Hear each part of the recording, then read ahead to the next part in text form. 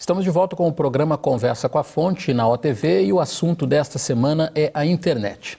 Desde cedo as crianças já têm contato com o computador, já aprendem a digitar, já aprendem a fazer tudo na telinha. Vamos ver a reportagem que a Cristina Grêmio produziu sobre esse assunto? Ele ainda não anda, nem fala, mas já sabe ver fotos no celular. Com 1 ano e 2 meses, Ulisses também clica na tela do computador portátil para experimentar jogos simples. Como são aparelhos fáceis de mexer, ele conseguia passar foto, dar alguns comandos, e aí ele gostou. E a gente foi procurando também programinhas que fossem para a idade dele. Na escola, a salinha de informática está sempre ocupada. Eu também queria jogar. O que a gente está vendo aqui, e a maioria dos pais já percebeu em casa, acaba de ser constatado em pesquisa. O levantamento foi feito fora do Brasil, em outros 10 países, mas reflete uma realidade que também é nossa. A pesquisa de uma empresa inglesa de segurança na internet revelou que de cada 10 crianças menores de 5 anos, só uma sabe amarrar o cadarço, mas 7 dominam o mouse. A questão é, há vantagem ou até algum problema nessa precocidade tecnológica? Este pesquisador e neurologista infantil explica que o cérebro segue informação depois que nascemos. Os estímulos vêm do ambiente em que as crianças crescem. Provavelmente as crianças sabem mais manipular mouse do que amarrar sapato, porque o ambiente está exigindo mais isso dela do que amarrar sapato.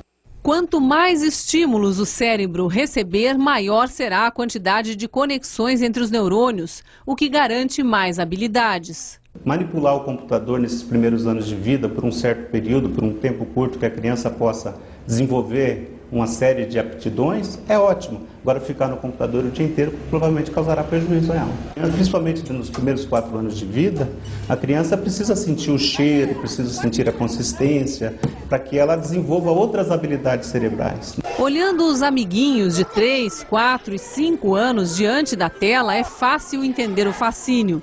O joguinho oferece recompensa imediata. Cores, música, pontos por tarefas executadas, novos desafios a vencer. A criança precisa também aprender a se relacionar socialmente, desenvolver linguagem, perceber o outro, né? Que muitas vezes no ambiente de computador ela não tem essa possibilidade. O conselho para os pais é que os pais façam uma ponte entre o mundo virtual e o mundo concreto, né? Quando a criança estiver, por exemplo, em frente ao computador, sempre é importante disponibilizar perto do computador brinquedos e outros tipos de situação que a criança possa visualizar, pegar, sentir o cheiro, né? E não só ficar olhando para a tela.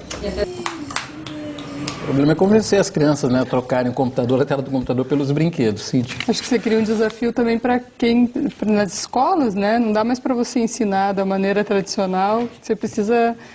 Algumas escolas já até começam a usar o iPad, né, para as crianças aprenderem. Como é que você ensina para essas crianças tão ligadas em tantas coisas? Eu acho que o mundo digital ele agrega muito valor, mas precisa ser usado com um pouco de cuidado. Algumas redes particulares, mesmo públicas fora do Brasil, já estão usando os tablets, né, como o iPad, o Galaxy e tal, no processo educacional.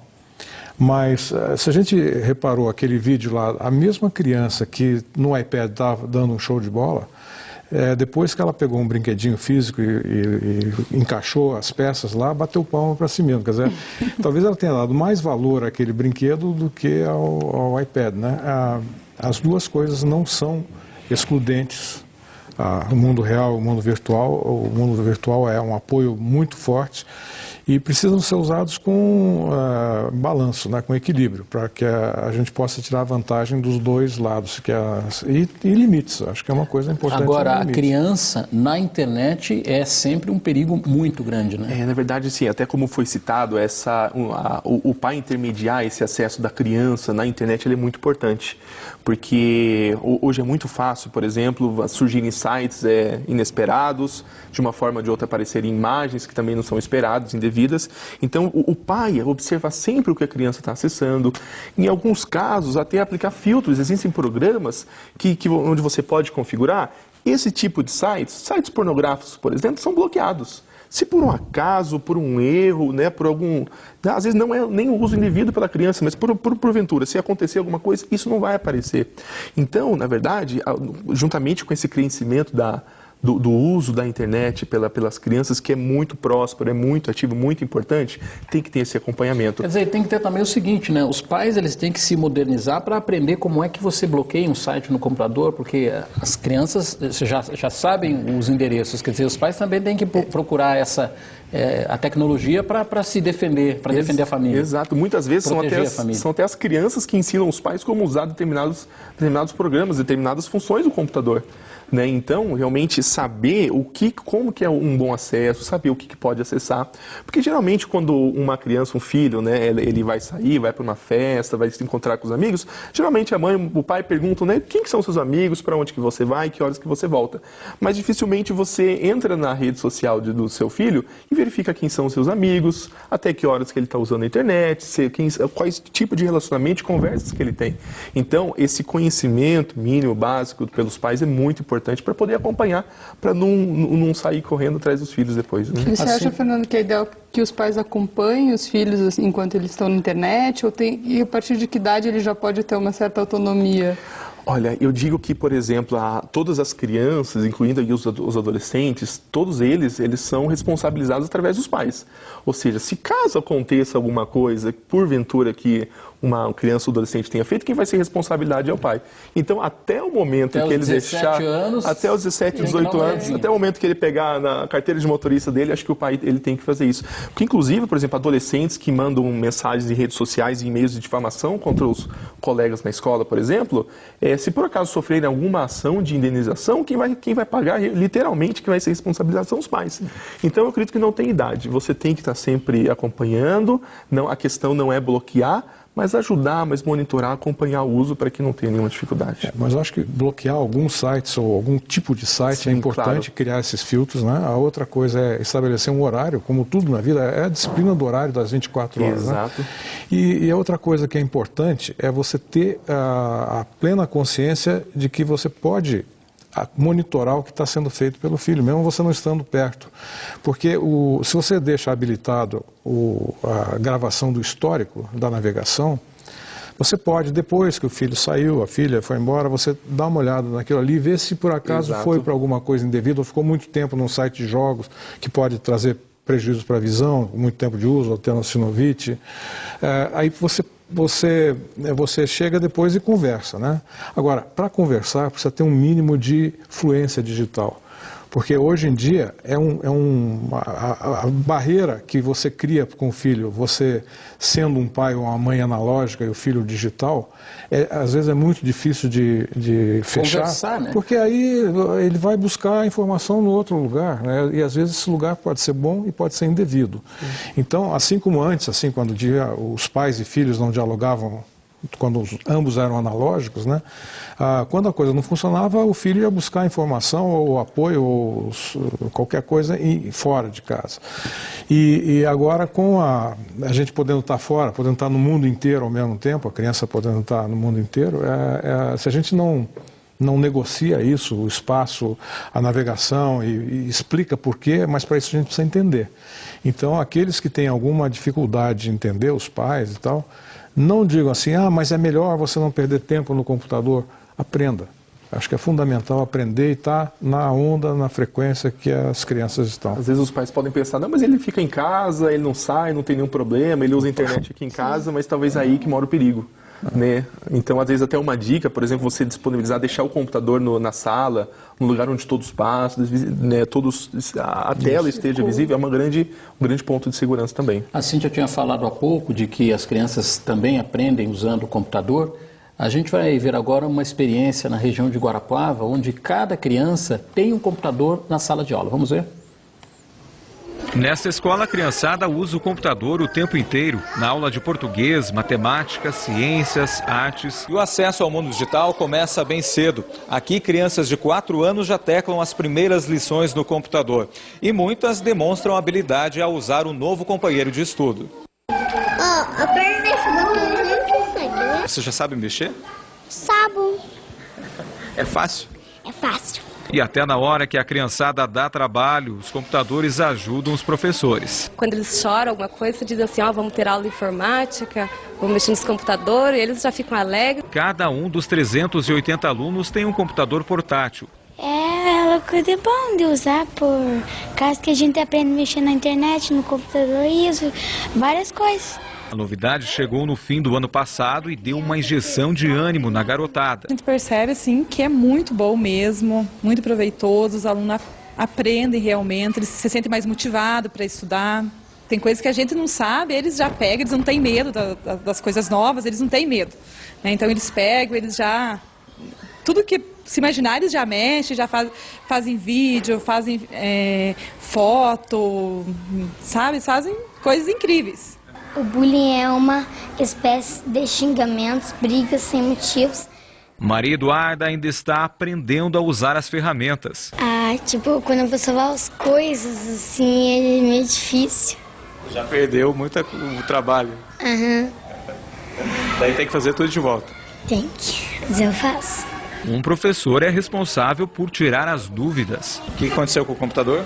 Travou? São dúvidas típicas, né? Professor, como que eu faço isso? Como que eu faço aquilo? Principalmente os botões fechar, o botão minimizar, essas coisas básicas, mas que para a criança ainda é dificultoso, né? Piloto ainda do governo federal, então é uma experiência que as escolas estão agora recebendo, cada aluno um computador, então é uma novidade também.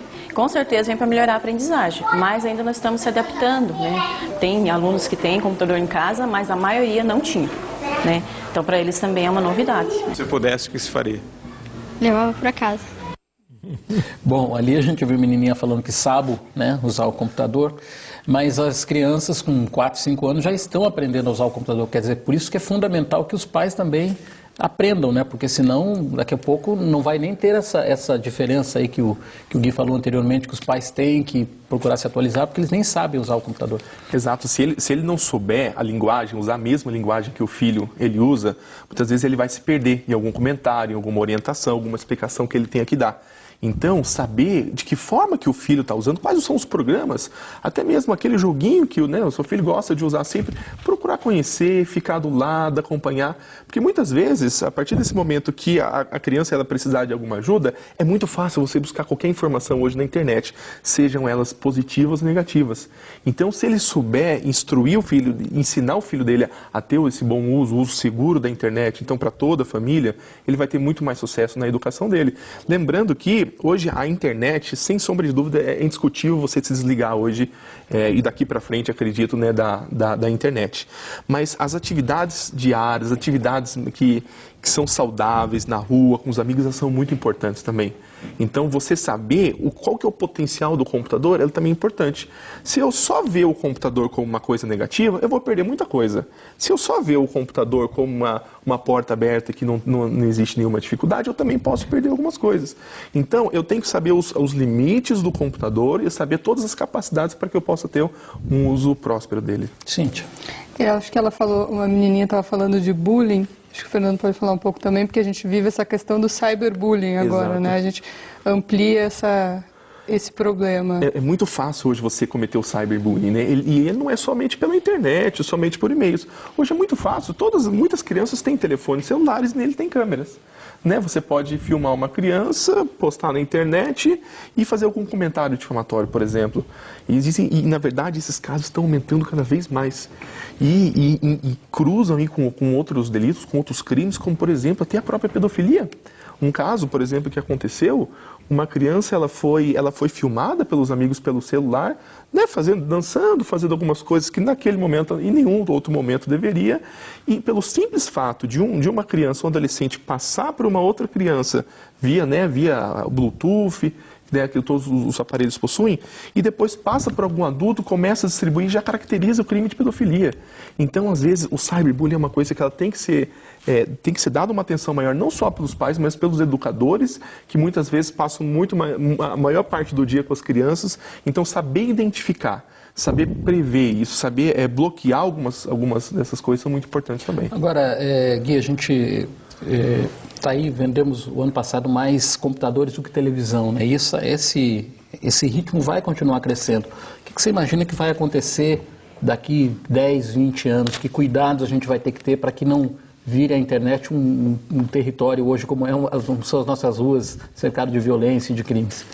Eu acho que a tendência é melhorar. Vamos ser otimistas, né? Se projetar o cenário daqui a 10 ou 20 anos, a gente pode imaginar que a tal da inclusão digital vai chegar, se não a totalidade, a quase totalidade da população brasileira. E aí também há de se imaginar que a parte regulatória seja um pouco mais forte, né? Que as regras sejam mais claras. E aí a gente tem que tomar um cuidado, porque se a gente acha que tudo pode ser regulado pelo governo, agências reguladoras, etc., a gente também está abrindo mão da nossa liberdade individual. Então, passa muito pela o balanceamento entre o que se pretende regular, as leis e regulamentos, e aquela que é a nossa liberdade individual. E a gente vai ter que tomar cuidado também, porque não é que seja bom ou mal, é o fato. A universalização da internet, do monitoramento das pessoas, faz com que, além de você poder saber de tudo, todos vão saber quase tudo sobre você.